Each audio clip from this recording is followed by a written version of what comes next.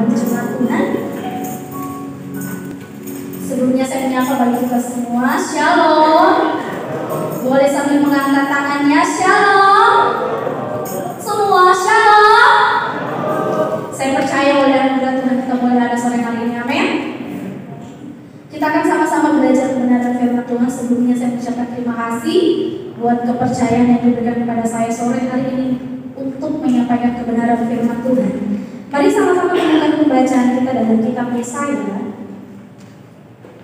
pasalnya yang ke-55, ayat yang ke-6, ayat yang sering kita dengar. Kita akan baca secara bersama-sama karena cuma satu ayat. Dalam hitungan yang ketiga, Yesaya 55 ayat yang ke-6, 1, 2, 3. Carilah Tuhan selama Ia berkenan ditemui, berserulah kepadanya selama Ia dekat. Puji Tuhan, silakan duduk kembali. Terima kasih buat kerjasamanya. Sore hari ini kita akan sama-sama belajar dengan satu tema, yaitu carilah dan berserulah. Saudara yang diberkati dalam nama Tuhan Yesus Kristus, kalau kita membaca ayat ini, kita akan menemukan dua hal yang tersirat dari satu ayat yang kita baca. Yang pertama tentang karena berakhiran kata lah, ini sudah ulang-ulang ya, saya juga sudah pernah menyampaikan. Itu berarti ada sebuah kata perintah. Dan yang kedua, di situ sementara berbicara tentang masa atau waktu, dikatakan bahwa carilah Tuhan selama Ia berkenan ditemui, berserulah kepadanya selama Ia dekat. Berarti ada satu range waktu di mana kebalikan dari ayat ini. Ada waktu di mana Tuhan bisa ditemui, ada saatnya Tuhan tidak bisa kita temui lagi. Ada waktunya ketika kita memanggil nama Tuhan, Tuhan tidak mau mendengar lagi. Kalau kita belajar dari perjanjian lama, ada seorang tokoh Raja Saul, di mana ketika dia sudah meninggalkan Tuhan dan ketika dia berseru kepada Tuhan, dia cari Tuhan, Tuhan tidak mau lagi berbalik kepada Saul. Berarti tadi saya katakan bahwa dua hal yang tersirat dari ayat yang kita baca. Ada satu kata perintah di dalamnya, dan yang kedua ada satu waktu yang akan sama-sama kita belajar sore hari ini.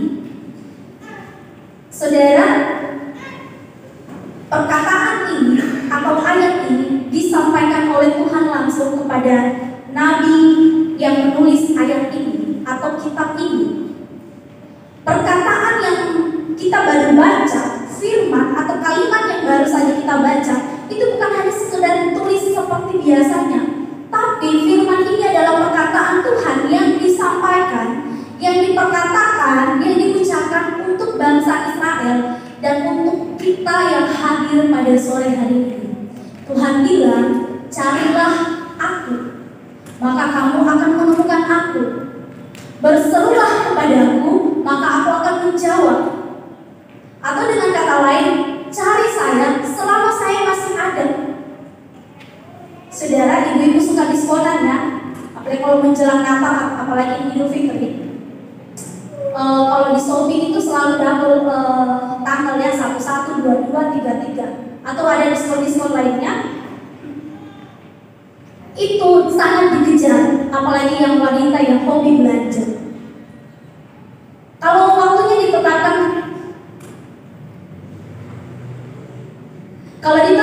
dari tanggal 1 sampai 30 Maret, 31 Maret, diskonnya 50%. Lewat dari itu tidak ada lagi diskon. Pasti dari tanggal 1 sampai tanggal 31 kita berusaha cari barang yang kita butuhkan. Betul ya? Ibu-ibu yang paling tahu. Nah, saudara ini berkati dalam nama Tuhan Yesus. Kata carilah berarti berusaha mendapatkan sesuatu. Kata carilah berarti ada sesuatu yang hilang, baru kita cari.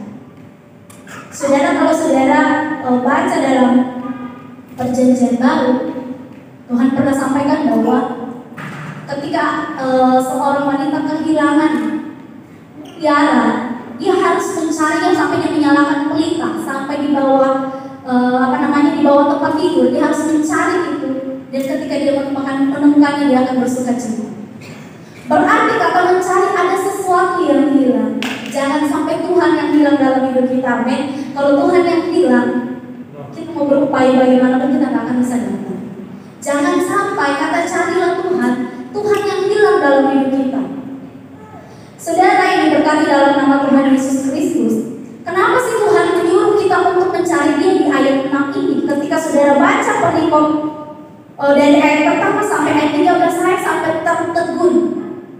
Saya akan bacakan kenapa Tuhan menyuruh kita atau memerintahkan kita untuk mencari Dia atau berseru pada Dia. Ayat yang pertama dari pasal 55 ini, ayo hai semua orang yang haus, marilah dan minumlah air. Dan hai orang yang tidak mempunyai uang, marilah, terimalah gandum tanpa uang pembeli dan makanlah juga anggur dan susu tanpa bayaran. Mengapakah kamu belanjakan uang untuk sesuatu yang bukan roti dan upah jeripaya untuk sesuatu yang tidak mengenyangkan? Dengarkanlah aku, maka kamu akan memakan yang baik dan kamu akan menikmati sajian yang besar. Sendekkanlah telingamu dan datanglah kepadaku, dengarkanlah, maka kamu akan hidup. Dan seterusnya dan seterusnya. Saudara, ada di sini yang tidak punya uang? Semua punya uang ya. Papa saya selalu bilang dulu kan masih suka minta uang. Pak, minta uang dong? Tidak ada minta uang, tidak ada. Oh jangan bohong. Itu uang biar 1.000, itu uang. Ada atau tidak? Oh iya ada, kalau 1.000, 2.000 ada. Nah kadang kita juga seperti ini. Istri itu kadang suka mengelak, Pak minta uang untuk beli ini, tidak ada uang, tidak ada. Padahal masih ada 1.000, 2.000. Sampai suka seperti ini. 1.000, 2.000 uang ya saudara, walaupun nominalnya atau jumlahnya bukan sesuatu yang besar. Nah saudara ini berkati dalam nama Tuhan Yesus Kristus. Di sini ketika Tuhan bilang, carilah aku, berserulah kepadaku, karena Tuhan punya jaminan bagi hidup saudara. Jaminan apa itu? Tadi dikatakan masalah keuangan kita, masalah uang, perekonomian. Tuhan bilang, cari saya punya semua yang kamu butuhkan. Saudara butuh apa sore hari ini? Butuh uang? Perekonomian? Saudara yang masih jomblo, butuh jodoh? Saudara yang seperti saya, sudah dikori dari bawah. Saudara yang butuh apapun, saya percaya Tuhan bilang, cari saya ini loh, saya sudah berdiri di depan kamu. Ini saya. Karena apa sekali lagi, Tuhan punya jaminan yang kita butuhkan. Bukan cuma sekedar materi. Tuhan bilang, carilah aku, maka kamu akan hidup di ayat yang ketiga. Dengarkanlah aku, maka kamu akan hidup. Di sini bukan berarti ayat ini diperuntukkan kepada orang yang mati, tidak. Ini berbicara sesuatu yang rohani. Saudara yang sudah mungkin kehilangan sesuatu dalam diri saudara secara roh, kehilangan damai sejahtera, saudara kehilangan ketenangan, bosan, jenuh dalam menjalani hidup ini. Tuhan bilang, ini loh saya, datang sama saya kasih kamu hidup. Berbicara tentang hidup sekali lagi bukan saja secara tubuh, tapi berbicara tentang rohani kita. Dalam artian yang saya membagikan kenapa Tuhan bilang, carilah aku, berserulah kepadaku. Jaminan mengenai 3 unsur dalam hidup kita, tubuh, jiwa, dan roh, Tuhan sediakan. Ini jaminan Tuhan. Ini janji Tuhan. Tuhan bilang ketika Dia berjanji di bagian terakhir saudara, ayat yang ke-11, demikianlah firman-Ku yang keluar dari mulutku, Ia tidak akan kembali kepadamu dengan sia-sia, tetapi Ia akan melaksanakan apa yang Ku kehendaki. Jadi ketika Dia berfirman, tidak akan pernah meleset janji Tuhan. Ketika Tuhan bilang bahwa ketika kamu lapar, ketika kamu tidak punya uang, datang sama saya. Tuhan bilang, firman Tuhan tidak akan pernah kembali dengan sia-sia. Tidak akan pernah kembali, tidak akan pernah tidak tergenapi. Semuanya akan tergenapi tepat seperti yang ditulis oleh firman Tuhan. Suami saudara berjanji, nanti mas saya akan berikan kamu cincin bulan depan tidak ada, jangan kecewa, karena cuma firman janji tukang penjahit, minggu depan, saudara datang minggu depan, oh minggu depan lagi. Karena saya punya pengalaman dengan tukang jahit, saudara. Tapi saya percaya tukang penjahit di sini tukang penjahit yang jujur, amin. Sekali lagi, firman Tuhan menjamin akan makan, minum, pakai kita, bahkan hal-hal yang berbau rohani. Jadi apa sih yang perlu kita khawatirkan sebenarnya, saudara? Apa yang perlu kita takutkan dalam hidup ini? Ketika Tuhan sudah menjamin semuanya, sayangnya banyak orang yang mengatasnamakan yang mengikut Tuhan dan bisa nikmati apa yang dijanjikan oleh Tuhan. Banyak orang yang mengaku bahwa mereka adalah orang yang percaya kepada Tuhan, tapi mereka tidak nikmati. Hidupnya begitu-begitu terus saja. Hidupnya rasanya, aduh, saya sepertinya tidak diberkati. Saya lucu kalau mendengar orang saya, definisi berkat itu hanya sekedar yang berbau uang. Aduh, saya hidup saya seperti ini, saudara dikasih oksigen secara gratis. Itu berkat Tuhan yang luar biasa. Saudara bisa bangun dengan tubuh yang sehat, dengan tubuh yang kuat tanpa kekurangan sesuatu apapun. Saudara bisa makan sehari 3 kali. Itu salah satu bukti penyertaan dan berkat Tuhan yang Tuhan janjikan. Jadi jangan lagi ada yang mengeluh, aduh tidak ada uang, susah hidup saya. Sebenarnya tidak susah, yang bikin susah itu kita. Sebab itu sore hari ini kita akan belajar dari 2 hal yang tadi menjadi tema kita. Carilah dan berserulah.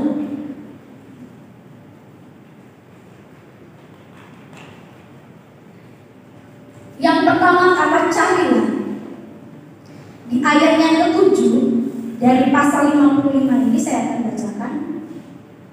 Baiklah orang fasik meninggalkan jalannya dan orang jahat meninggalkan rancangannya. Saudara mau diberkati Tuhan, amin.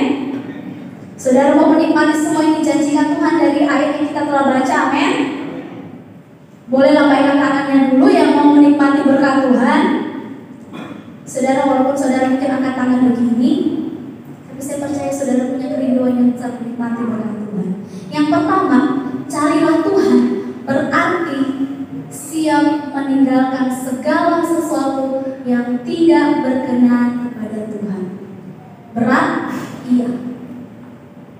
Sulit? Iya. Sesuatu yang nyaman kita mau tinggalkan. Sulit. Saudara, saya teringat saya pernah nonton satu di TikTok ya saudara. Salah satu pendeta, saya lupa namanya, saya lupa tadi lihat karena videonya ada saya simpan. Dia adalah seorang pendeta di abad berapa. Kemudian dia dipanggil oleh Tuhan untuk melayani Tuhan. Akhirnya dia melayani Tuhan dengan sungguh-sungguh di hadapan Tuhan. Tuhan berkati hamba Tuhan ini dengan jiwa-jiwa yang sangat banyak. Akhirnya dia diundang di stasiun TV, di radio, menghasilkan pundi-pundi yang besar ya. Apalagi waktu itu pendeta atau hamba Tuhan sangat jarang, hanya dia. Dan Tuhan pakai dia luar biasa sekali. Tuhan pakai dia luar biasa. Akhirnya karena pundi-pundinya banyak, mulailah dia melenceng. Dia menyimpan sebagian uang untuk diperuntukkan pelayanan, untuk kepentingan diri sendiri. Dia belilah keperluan yang menurut saya bukan keperluan tapi keinginan. Baju yang harga sekian, mobil yang harga ratusan ini dan lain sebagainya. Dan kemudian ada satu hal yang sangat mengejutkan. Ternyata dia melakukan pelecehan seksual kepada sekretarisnya. Ini fatal dan tidak diketahui oleh orang pada saat itu. Tidak diketahui. Akhirnya saya lupa ya, ada satu jemaat atau apa mulai tahu kejahatan dari pendeta ini. Karena dia melakukan hal yang tidak sesuai lagi dengan kebenaran firman Tuhan. Akhirnya Tuhan hancurkan dia sehancur-hancurnya. Saudara, pelajaran yang bisa kita tarik ketika kita cari Tuhan, belajar meninggalkan hal yang tidak sesuai dengan kehendak Tuhan. Jangan yang lalu kita datang ketika kita hidup dalam Tuhan masih terbawa-bawa. Dulu ketika kita belum hidup di dalam Tuhan masih pegang jimat-jimat. Ketika saudara percaya pada Tuhan, jimat-jimatnya sudah boleh dibakar. Saudara, para pelayan-pelayan Tuhan yang mungkin dulu percaya zodiak saya Aquarius, katanya Aquarius ini begini. Saudara, kalau saya baca juga saya punya apa itu namanya, bintang, apa sih zodiak? Kalau di TikTok kan biasa muncul itu. Saya cuma ketawa, tidak sesuai dengan yang saya alami. Saudara, kalau saudara sudah hidup di dalam Tuhan, tinggalkan hal-hal yang tidak sesuai dengan maunya Tuhan. Di sini bukan anak sekolah minggu lagi yang saya ajar, apalagi yang tidak dikehendaki oleh Tuhan. Saya tidak perlu menjabarkan satu persatu apa yang tidak dikehendaki oleh Tuhan. Saudara, Filipi 3 ayat 13 boleh ditampilkan. Filipi pasal 3 ayat yang ke-13. Saudara-saudara, aku sendiri tidak menganggap bahwa aku telah menangkapnya, tetapi ini yang kulakukan. Aku melupakan apa yang telah di belakangku dan mengalahkan diri kepada apa yang ada di hadapanku. Bagian pertama dulu. Tetapi ini yang kulakukan. Aku melupakan apa yang ada di belakangku. Dalam artian segala sesuatu yang tidak lagi sejalan dengan Tuhan, yang tidak sesuai lagi dengan maunya Tuhan, mau tidak mau, ketika saudara ingin diberkati Tuhan, ketika saudara hidup saudara dipulihkan oleh Tuhan, belajar tinggalkan segala sesuatu yang tidak berkenan. Suami-suami yang sering kasari istrinya, suami-suami yang sering mengutuk istrinya, suami-suami yang sering tidak berlaku baik pada istrinya, hari ini saya mengatakan berubahlah. Ketika Tuhan katakan dia tidak bisa ditunggu lagi, kita memenangi saudara, panggil dia. Selagi masih ada kesempatan untuk berubah. Istri-istri yang suka menyelewengkan uang, mengkorupsikan uang suami.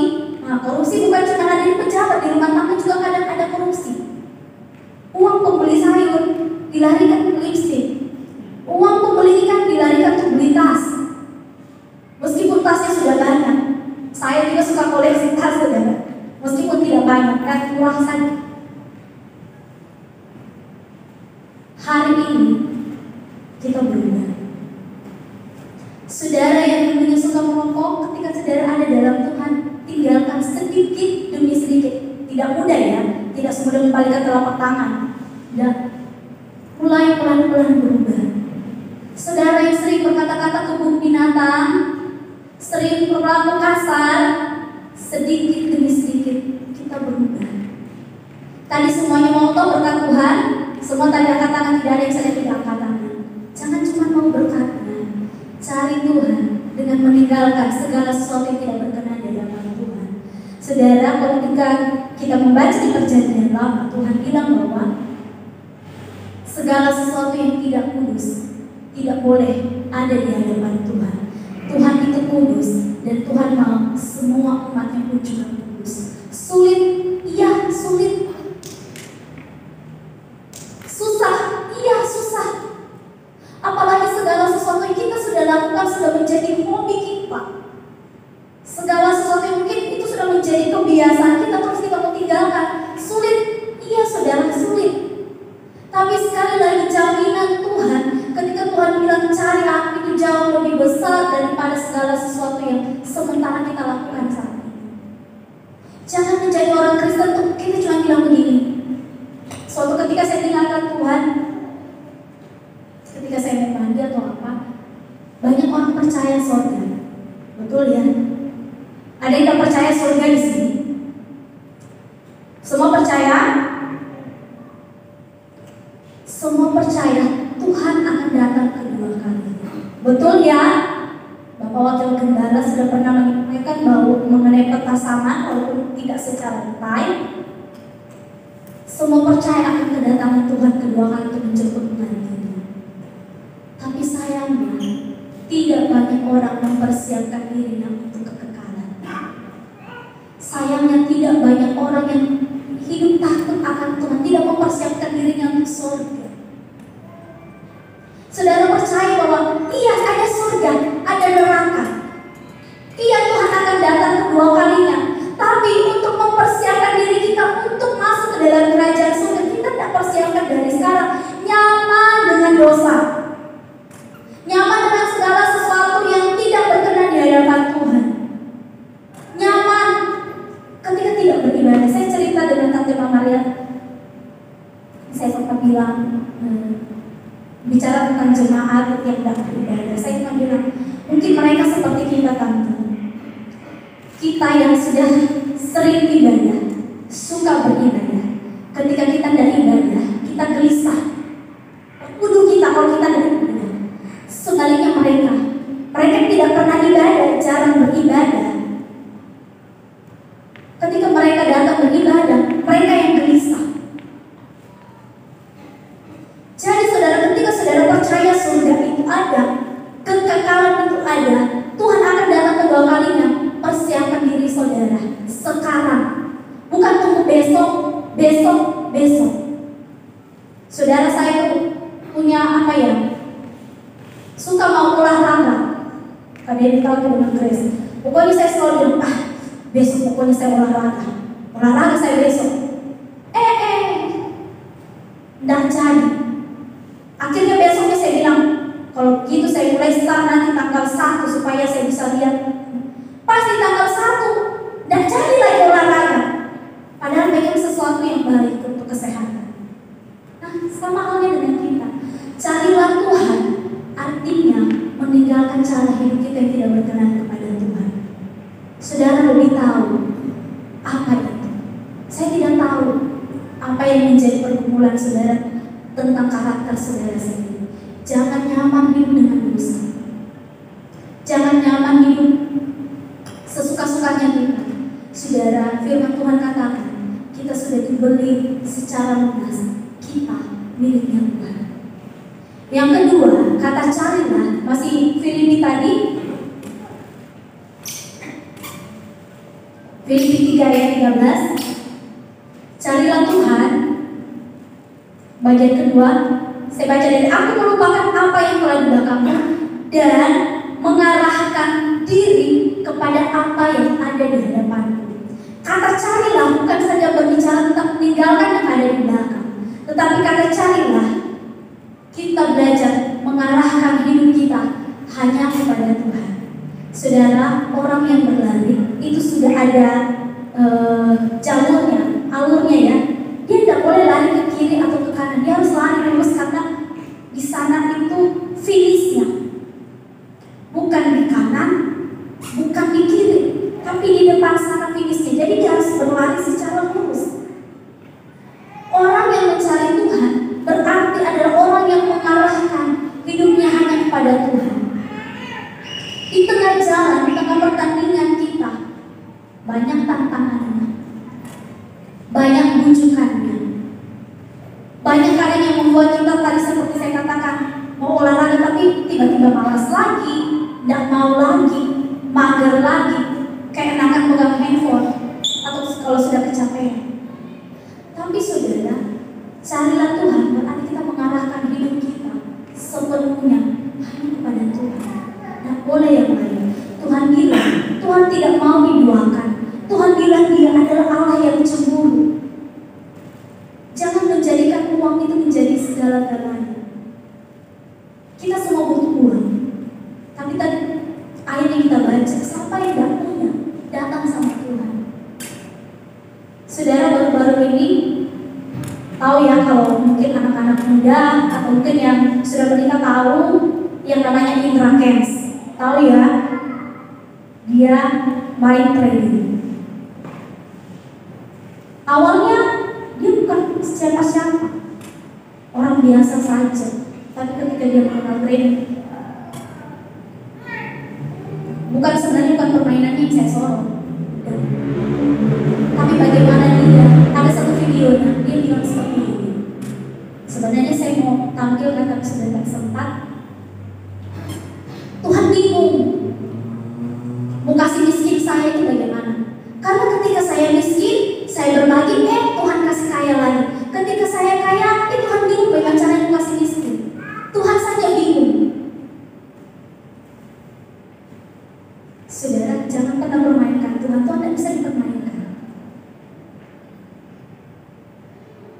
Saudara bisa buka di Google itu mengenai, atau mungkin bisa searching di YouTube atau di TikTok mengenai Indra Kents. Pasti ada videonya seperti itu. Uang itu bukan segala-galanya. Tuhan bilang bahwa akar dari segala kejahatan itu cinta uang. Uang tidak salah, saudara kaya makan dan tidak pernah salah. Tapi fokus kita bukan di uang, fokus kita di Tuhan. Jangan mencapaikan diri kita hanya untuk dunia. Saya selalu katakan, jangan kita habis-habisan kasih yang terbaik untuk dunia, kasih waktu kita yang terbaik untuk diri dunia, tapi untuk Tuhan kita tidak bisa kasih yang terbaik. Belajar mengarahkan hidup kita hanya kepada Tuhan, karena Tuhan yang menjamin hidup saudara, bukan yang lain. Ketika bukan Tuhan lagi yang menjadi tujuan hidup kita, hati-hati saudara. Mungkin kita bilang, enak sih, santai sih, tidak menjadi masalah. Saya sampai sekarang hidupku nyaman saja. Segala sesuatu yang ditahu pasti akan di Tuhan.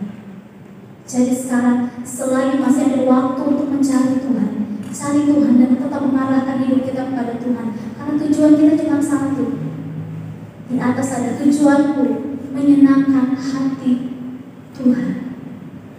Belajar senangkan hatinya Tuhan, arahkan hidup kita hanya kepada Tuhan. Saudara jangan pernah takut akan apa yang harus saudara makan, minum, pakai. Tuhan menjamin semuanya ketika hidup kita arahkan, utamakan Tuhan. Yang kedua, mengenai berseru. Orang yang berseru adalah orang yang bisa merebut perhatiannya Tuhan. Saudara, kata berseru itu mengandung arti memanggil atau menarik perhatian dengan suara yang nyaring. Berseru artinya kita bisa menarik perhatiannya Tuhan. Saudara ingat kisah mengenai Hizkia. Hizkia waktu itu Nabi Nathan bilang, Hizkia, usia kamu tinggal sekian tahun. Akhirnya Hizkia berbalik, Tuhan, saya sudah hidup seperti ini. Dia cuma berbalik ke diri, berdoa seperti itu. Akhirnya Tuhan berfirman kepada Nabi Nathan, balik kembali kepada Hizkia. Katakan kepada Hizkia, aku akan menambahkan usiamu 15 tahun lagi. Dengan doanya yang mungkin terlihat simpel, terlihat singkat, itu bisa mengubah pikiran dan putusan Tuhan. Kita buka dulu dalam Markus pasal 7 ayat 24. Markus pasal 7 ayat 24.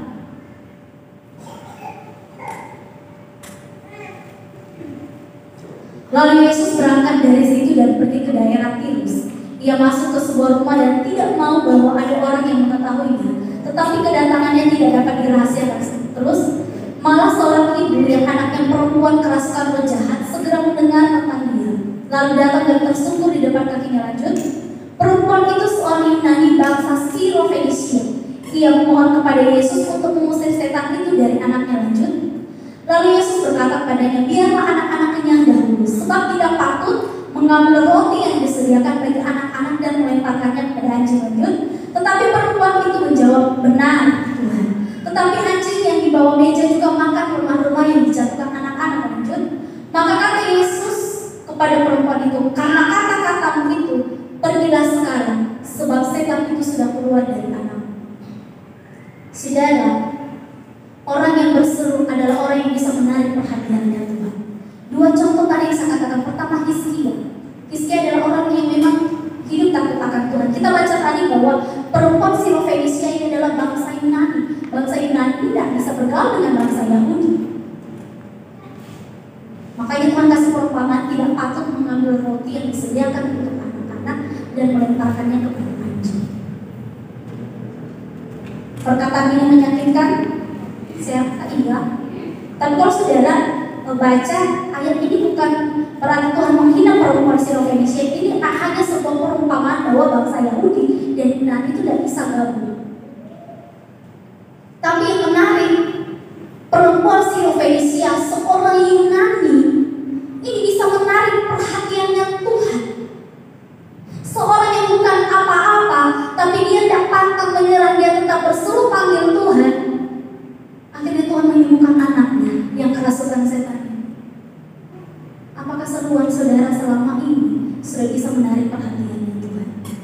Jangan sampai kita nyanyi, aku mengasihi Engkau Yesus, berselalu memanggil namanya, tapi kita tidak bisa menarik perhatiannya Tuhan. Kita ibadah tapi Tuhan tidak tertarik dengan ibadah kita. Ketika kita nyanyi, Tuhan tidak tertarik dengan nyanyian kita. Kita tidak bisa narik perhatiannya Tuhan. Makanya jangan salahkan Tuhan segala fasilitas yang Tuhan sudah sediakan. Kita tidak nikmati karena apa? Kita tidak bisa narik perhatiannya Tuhan. Belajar jadi jemaat Tuhan yang bisa menarik perhatiannya Tuhan. Ketika Tuhan sudah tertarik, apa yang saudara butuhkan? Perempuan Sirofenisia yang tidak bisa bergaul dengan bangsa Yahudi, Tuhan bisa tolong. Perempuan yang sakit pendarahan kurang lebih 12 tahun, Tuhan bisa sembuhkan. Hizkia yang sudah nyata-nyatanya Tuhan bilang kamu akan mati untuk berapa tahun lagi, tapi dengan doanya dia bisa menarik perhatian Tuhan. Tuhan bilang aku akan menambahkan umurmu 15 tahun lagi. Belajar menarik perhatiannya Tuhan dengan seruan yang kita sampaikan kepada Tuhan. Seruan di sini bukan cuma bilang Tuhan, Tuhan, kan berseru di sini seolah-olah kita menjerit, menangis, meminta seperti anak-anak. Itu berseru. Anak-anak kalau pengen sesuatu dia sampai nangis, minta sama mamanya, bahkan sampai nangis seguguk seguguk apa sih? Sampai gitu. Itu berseru. Selama kita hidup, pernahkah kita berseru seperti ini kepada Tuhan? Atau ketika cuma datang doa pagi, Tuhan terima kasih saya sudah bangun. Atau mungkin ketika kita sudah bangun, kita bukan belajar menyenangkan hati Tuhan, langsung lihat handphone kita, langsung beraktivitas. Gimana Tuhan bisa tertarik dan melimpahkan berkat yang luar biasa itu kalau kita tidak belajar narik perhatiannya Tuhan? Tarik perhatian Tuhan lewat ibadah kita, pujian kita.